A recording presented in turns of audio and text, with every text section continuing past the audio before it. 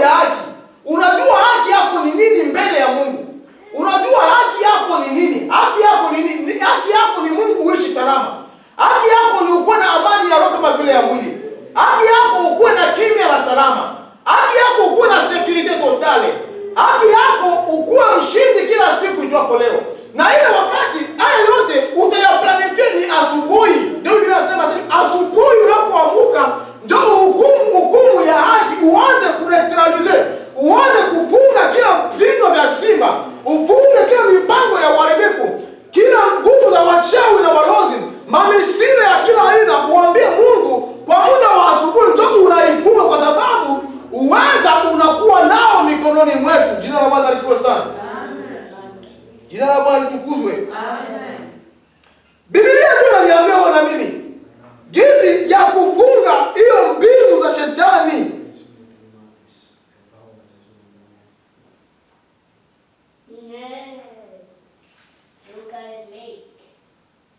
Na kuwafungua waliotekwa nyara. Wale waliotekwa nyara. Kuna watu wengi wanatekwa nyara. Kuna watu wengi wanatekwa mateka. Wanafungwa na magonjwa. Mamaladi tunakuwa tunasema mimi hiyo magonjwa ni magonjwa yangu. Hapana, haiko magonjwa yako. Si magonjwa yetu ni ya familia yetu. Hapana, yako ya familia yenu. Huko familia ya Yesu Kristo. Mfamilia ya Yesu Kristo hamna hiyo magonjwa. Asiye kabisa.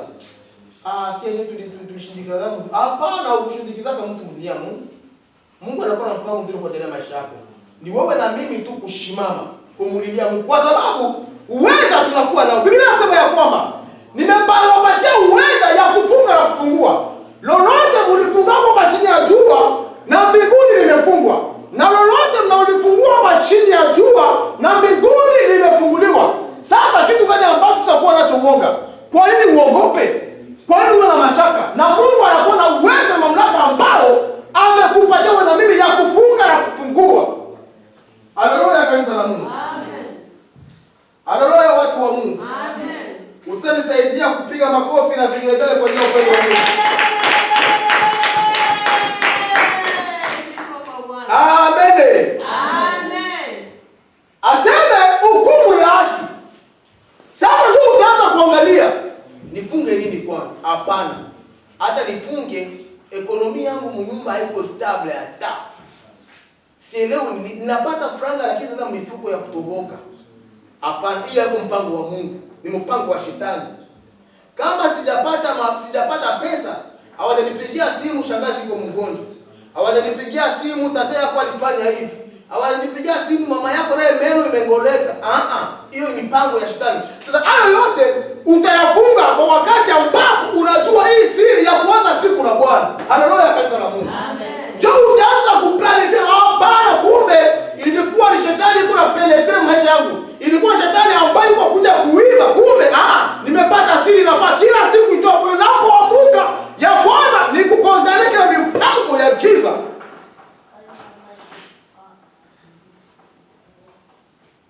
Aseme kuombea waliotekwa nyara. Maombi na nguvu. Maombi inafungua. Maombi inabariki. Maombi inaponya. Maombi ina uweza wa kila aina. Na unapoamuka isikutu kwa ajili yako ni unarudi nyuma sasa unaanza kuombea hao ambao wanatekwa nyara na magonjwa. Kuna watu wapendwa, haleluya kanisa la Mungu. Haleluya wa Kristo. Kuna watu ambao wanasumbuliwa na magonjwa kwenye hospitali. Kuna watu ambao wanasumbuliwa na magonjwa manyumbani. Kuna watu ambao wamekwisha kwenda kwa daktari wa kila aina lakini hawapati suluhisho. Wale wote ni kuwakamata, unawatia mikono mwa Mungu. Unaambia Mungu awakumbuke kama alivyokumbuka wa hapo wa kale, alivyokumbuka wale zamani nao hao wa leo. Mungu awatendee mema, awaguse na kuwaponya. Hiyo yote iko uwezo wetu.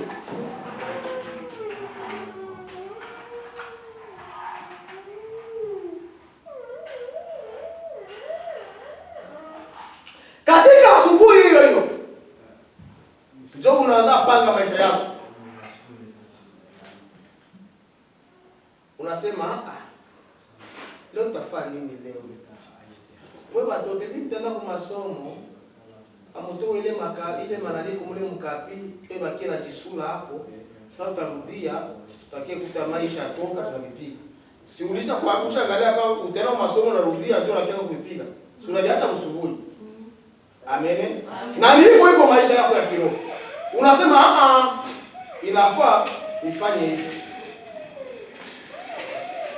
Niko na programu hivi na hivi. Nilikuwa na programu hii. Sasa kumetokea tena nyingine hii inatokea wapi? Mungu nasema ni kwa ajili ya programu.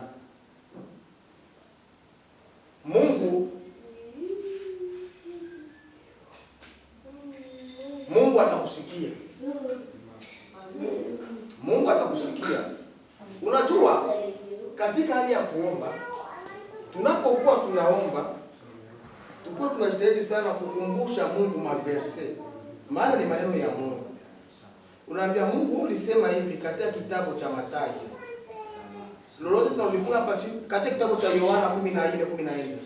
Lolote tunalifunga hapa chini ya jua na mbinguni imefungwa. Ni wewe Mungu umetuasiria, ni wewe Mungu umeturekomanda. Mungu ukatuambia kila siku, ase tunapoamka asubuhi ndio sasa tunataka kuplanify maisha yetu. Kwa nini haya yamenifikia? Kwa nini haya yamenitokea? Mungu siyakubali haya. Ni wakati ambapo huko unamkumbusha Mungu. Unamkumbusha Mungu masemi yake. Unamkumbusha Mungu maneno yake. Unamkumbusha Mungu yale ambayo ameyatamka katika kinywa chake. Ni jambo la muhimu sana. Amen. Amen.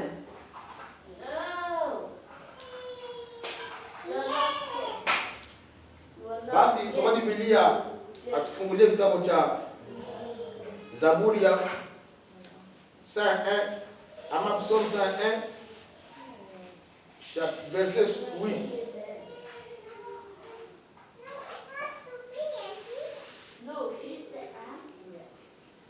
Psalm ama Zaburi 101. Asubuhi hata asubuhi nitawaharibu wabaya wote wa nchi, niwatenge wote watendao uovu na mji wa Bwana. Amen. Amen. Haleluya. Amen. Inasema asubuhi hata asubuhi ndio Mungu atawaharibu wote wenye nchi, wote watendao mabaya, wote ambao wanakuwa na mipango mibaya kwa ajili ya maisha yako.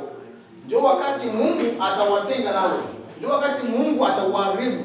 Ndio wakati Mungu atawateketeza. Ndio wakati Mungu atawaangamiza. Ni wakati ambapo wewe utasema Mungu, adui zangu nimewakabidhi mikononi mwako. Ni vizuri.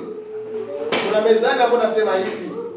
Aseme ombea adui wako aishi siku mingi. Aone utakapobarikiwa. Ni vizuri. Lakini na ni vizuri kuombea adui yako apate vita ambavyo alikuwa anapata kwa ajili ya maisha yako vimrudie yeye. Haijakuwa dhambi.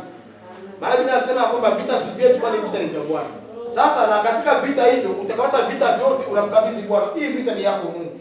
Wewe peke ulipiganie, wewe peke umtendee, wewe peke uonekanie. Ni wakati wa asubuhi ndio utaweka adui zako mikononi mwa Mungu. Ndio utakabidhi mapito yako. Ndio utakabidhi shida zako. Ndio utakabidhi maisha yako. Ndio utakabidhi mizigo yako tabia Mungu. Ninahitaji ushuke na kuonekana maisha yangu, maana peke yangu sitaweza kitu. Biblia inasema kwamba tuko washindi kupitia yeye atutiaye nguvu. Haleluya kanisa la Mungu. Amen. Tuko pamoja? Tuko pamoja?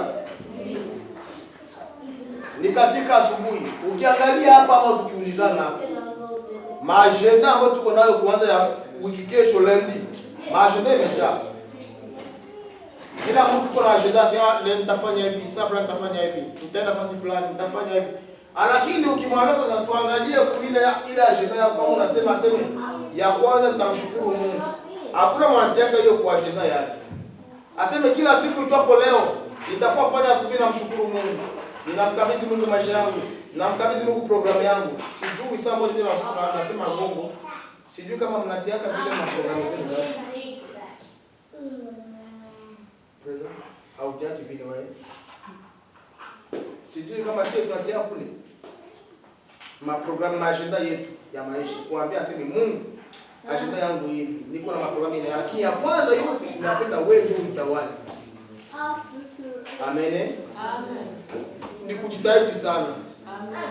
Ni kujitahidi kwa nafanya vile kama vile kisi na watu tunaandika maprogramu zetu, ni lazima ya kwanza ni kuwa mkabidhi Mungu. Ya kwanza ni kumkabidhi Mungu.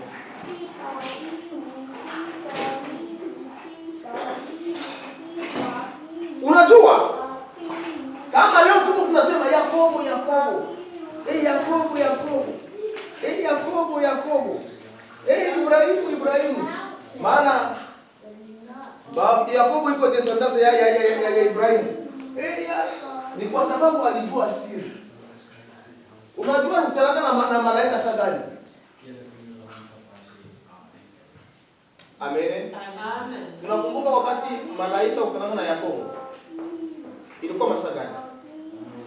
Dada zangu. Ilikuwa kusumbua kwa sana. Ilikuwa kusubuhi.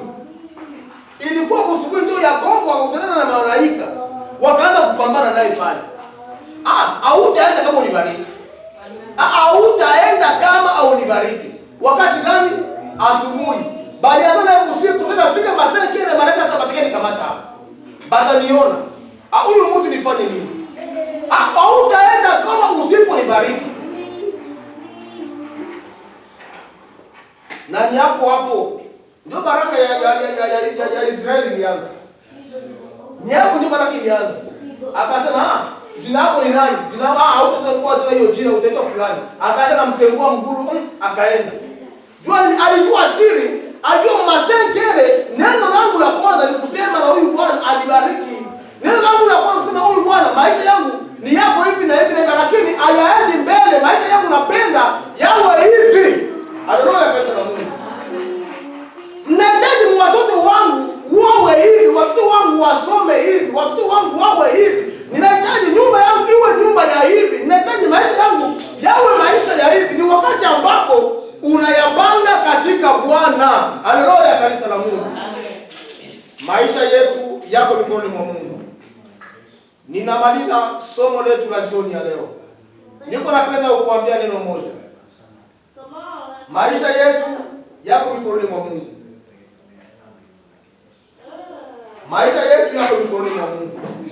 Pasipo Mungu hakuna tuwezalo.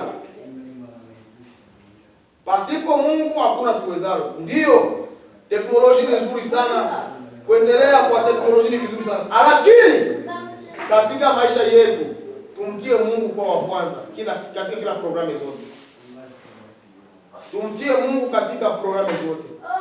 Maana yeye ndio mweza yote. Maana yeye ndio mshindi ambaye alishinda kifo na mauti. Aseme hata udongo ukashindwa kuresiste naye, na mtu ashuka mtapika. Maana yeye anakuwa na nguvu. Ndio maana kila siku itwapo leo, ijapokuwa madhaifu ya mwili, ijapokuwa michoko ya shughuli za maisha, tunapopanda huku na kule, tukue na jua wa kwanza katika maisha yetu, katika programu zetu. Tunapoamuka umkumbuke Yesu Kristo ambaye amekufa kwa ajili ya dhambi na makosa yangu, kwa ambaye alitoa kwa msalabani kwa ajili yako na mimi, ambaye alitoa kwa dhabihu kwa ajili ya maisha yako na mimi. Hata tusikie kwanza, tumalizie hapo kitabu cha Ayubu. Tusikie Ayubu anasema nini. Amen. Ninaanza kumaliza. Lakini tusikie Job anasema nini 38:12. Tusikie Job anasema nini ama Ayubu anasema nini. Kitabu cha Ayubu.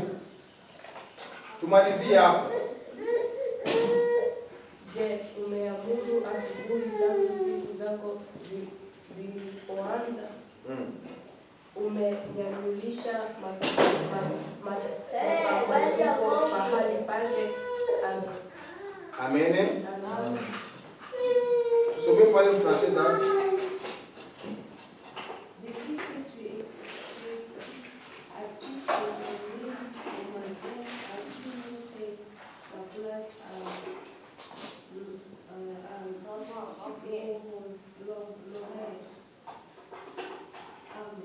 Amen.